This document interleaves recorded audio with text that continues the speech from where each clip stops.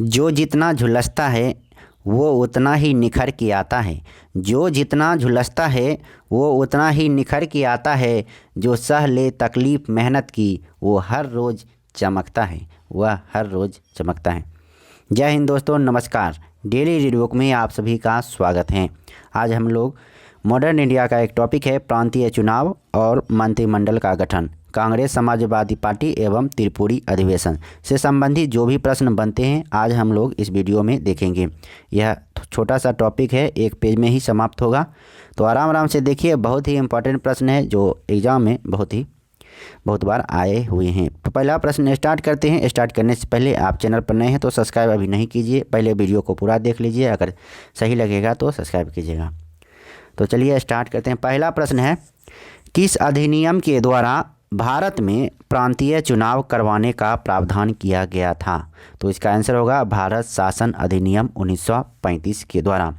किस अधिनियम के द्वारा भारत में प्रांतीय चुनाव करवाने का प्रावधान किया गया था? तो इसका आंसर होगा भारत शासन अधिनियम 1935 के द्वारा। भारत शासन अधिनियम 1935 के अंतर्गत भारत में प्रांतीय चुनाव किस वर्ष संपन्न किया गया? तो वर्ष 1937 में संपन्न किया गया था। भारत शासन अधिनियम 1935 के अंतर्गत भारत में प्रांतीय चुनाव 1937 में संपन्न किया गया था।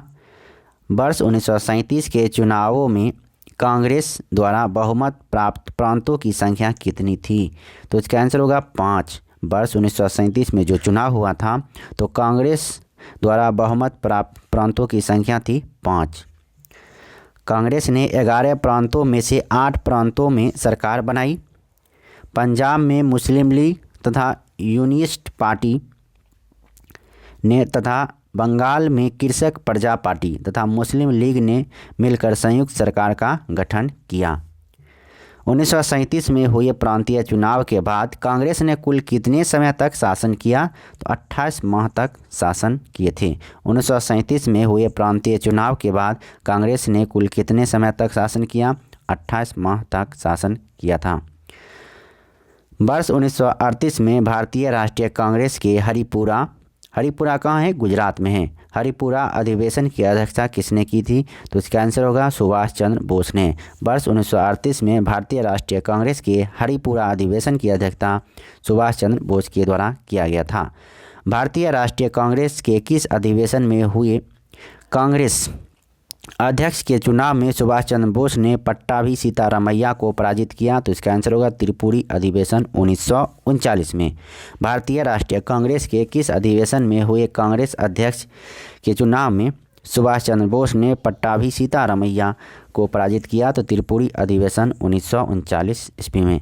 सुभाष चंद्र बोस के त्यागपत्र के पश्चात भारतीय राष्ट्रीय कांग्रेस का अध्यक्ष कौन बना? राजेंद्र प्रसाद बना। डॉक्टर राजेंद्र प्रसाद को बनाया गया था। सुभाष चंद्र बोस के त्यागपत्र के पश्चात भारतीय राष्ट्रीय कांग्रेस का अध्यक्ष बने थे डॉक्टर राजेंद्र प्रसाद।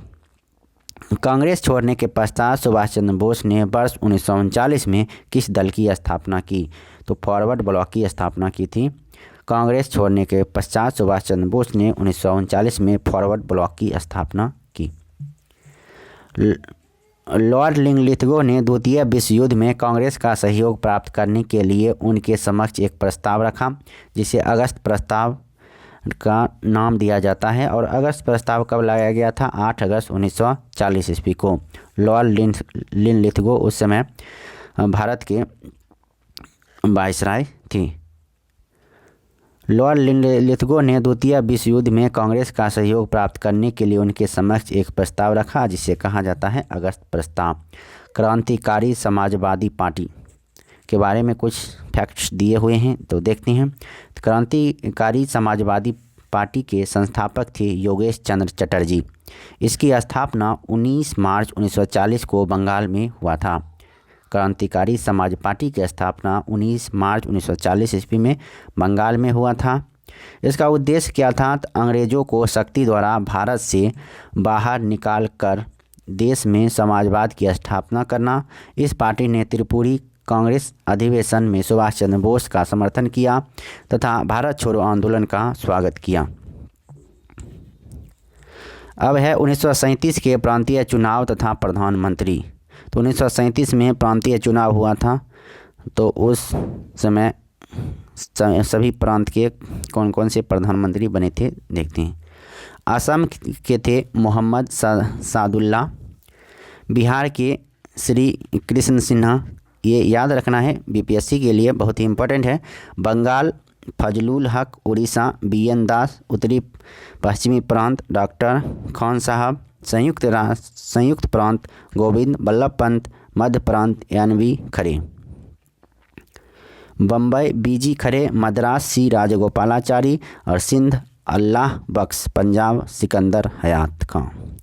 वर्ष 1934 में पटना में अखिल भारतीय कांग्रेस समाजवादी पार्टी का संयोजक कौन था? जयप्रकाश नारायण। वर्ष 1934 में पटना में अखिल भारतीय कांग्रेस समाजवादी पार्टी का संयोजक था जयप्रकाश नारायण। बिहार सोशलिस्ट पार्टी के संस्थापक जयप्रकाश नारायण थे।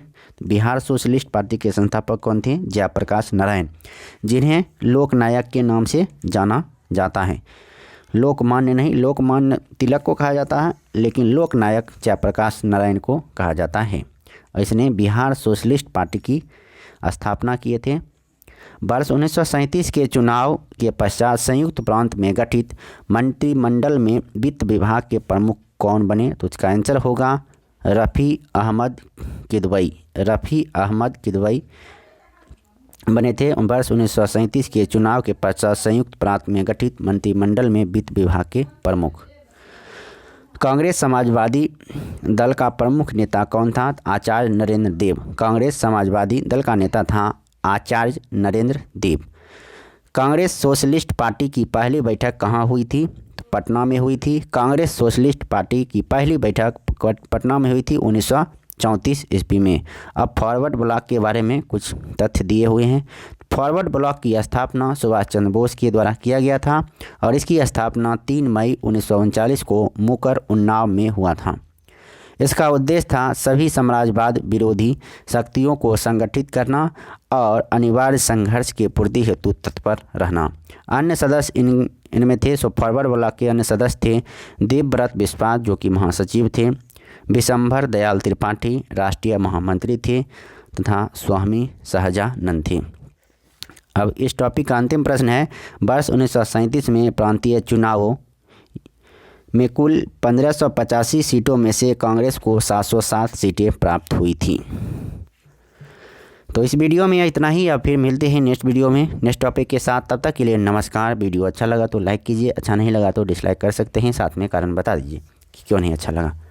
अगर आप चैनल पर नए हैं तो आप चैनल को सब्सक्राइब कर लीजिए, क्योंकि लास्ट तक वीडियो जब देखे हैं तो जाहिर है कि आपको अच्छा ही लगा होगा। तो इसी तरह की वीडियो को देखने के लिए लगातार आप हमसे जुड़े रहिए, इस चैनल से जुड़े रहिए, तो हम लगातार आपको हेल्प करते रहेंगे। धन्यवाद, नमस्कार, जय हिंद, वंदे मातरम।